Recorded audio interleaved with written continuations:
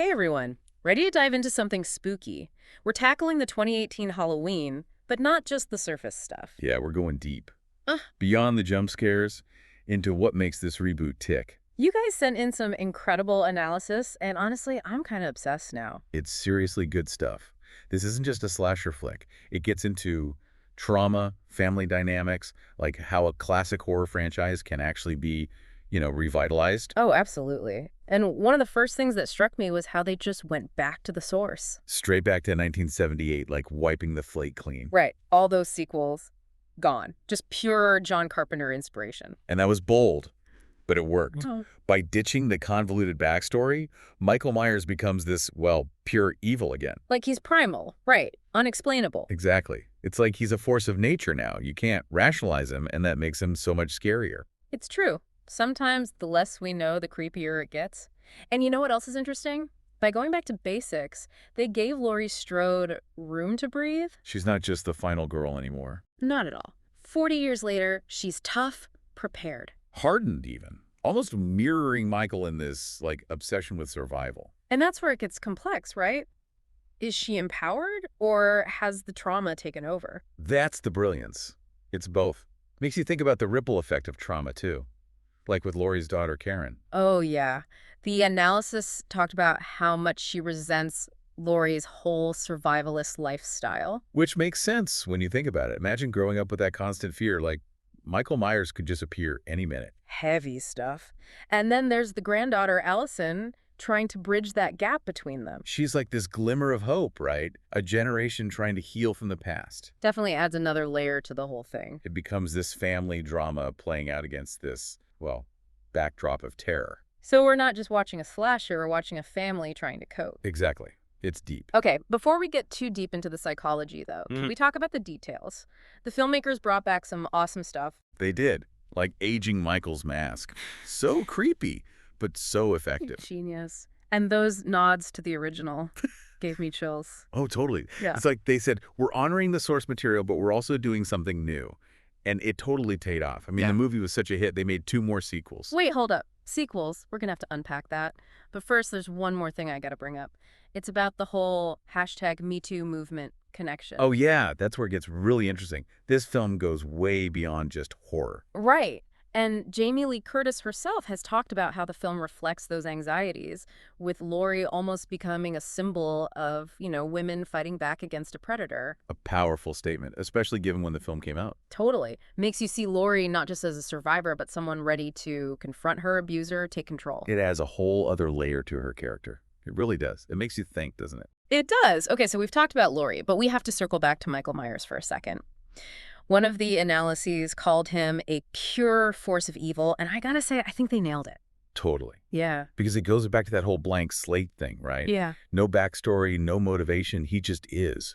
Pure terror. Like a hurricane, just this destructive force that you can't predict or control. You can't reason with him, Exactly. And in some ways, that makes him scarier than some villain you can kind of almost sympathize with. Oh, for sure. The less we know, the more terrifying he becomes. It was a really smart choice by the filmmakers, like going back to what made Michael Myers so scary in the first place. And speaking of the original, I love that they got John Carpenter to do the score for this one. Brilliant move. His music just gets under your skin, That haunting, minimalist sound, it's like the soundtrack to a nightmare. Seriously. And they even aged Michael's mask, which was such a simple detail, but so effective. Oh, absolutely. It's like this visual reminder that he's been there all along just waiting. Evil endures, right? Okay, well, you've officially creeped me out now. So we've covered a lot. Back to basics, Laurie's transformation, the #MeToo connection. But what about the sequels?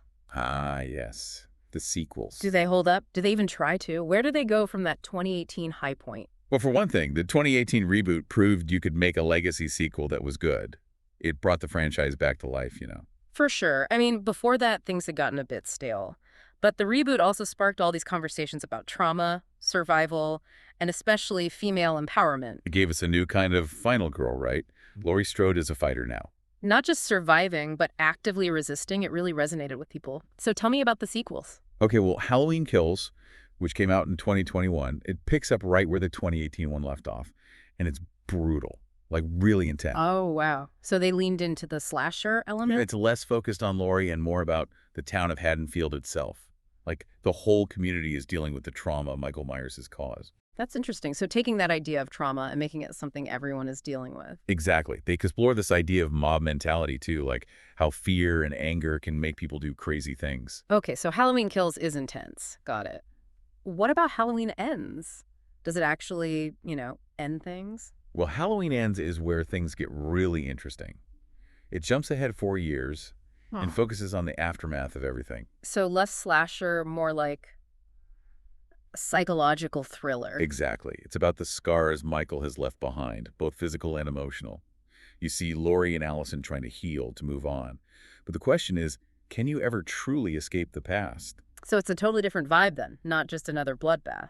Yeah, Halloween Ends definitely sparked a lot of debate among fans. I can see why. Did they do the 2018 film justice? It's tricky.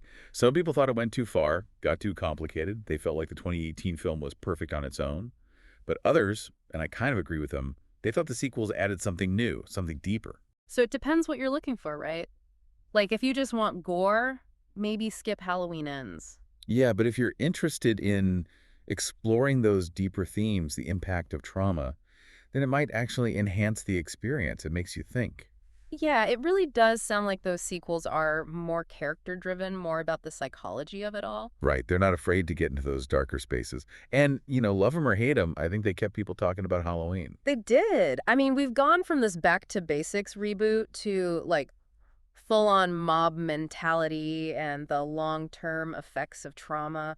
It's kind of crazy how this franchise keeps finding ways to, I don't know, reinvent itself. It's impressive. Yeah. But it shows how strong the core concept is. Michael Myers and Laurie Strode, they're icons. People are still fascinated by them, even after all these years. It's true. And I think the reboot also gave Jamie Lee Curtis a chance to, well, reclaim the role.